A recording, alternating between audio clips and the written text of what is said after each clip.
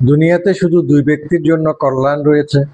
এক ওই ব্যক্তি যে অনেক গুনাহ করেছে কিন্তু পরে তাওবার মাধ্যমে নিজের সব গুনাহ মাফ করে নিয়েছে। দুই ওই ব্যক্তি যে ভালো কাজে অগ্রগামী থাকে, আমলে তাকওয়ার কোনো কমতি রাখে না। বস্তুত যে আমল কবুল হবে তার মাঝে তাকওয়ার কমতি কেন থাকবে? মানুষের চিন্তা পাঁচটি বিষয়ে সীমাবদ্ধ হওয়া উচিত। প্রথমত, অতীতের গুনাহসমূহের চিন্তা, কেননা সে তো গুনাহ করে ফেলেছে, আর আল্লাহ তাআলা গুনাহসমূহ ক্ষমা করেছেন কিনা তা তার জানা নেই।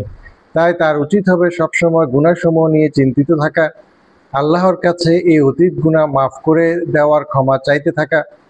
দ্বিতীয়ত, অনেক ভালো আমল তো সে করেছে, কিন্তু আল্লাহর দরবারে তা কবুল হয়েছে কিনা তা তো তার জানা নেই, তাই আমল কবুল হওয়ার চিন্তায় চিন্তিত থাকা। তৃতীয়ত, বিগত জীবন যেভাবে হোক কেটে গেছে, এখন সামনের জীবনটা কিভাবে কাটবে এ নিয়ে চিন্তিত থাকা। চতুর্থত, আল্লাহ তাআলা দুটি আবাস সৃষ্টি করেছেন, এক জান্নাত আর একটি জাহান্নাম। এই দুটি থেকে তার আবাস কোনটি হবে তা নিয়ে চিন্তা করা। পঞ্চমত, আল্লাহ তাআলা তার প্রতি সন্তুষ্ট না অসন্তুষ্ট এ নিয়ে চিন্তিত থাকা।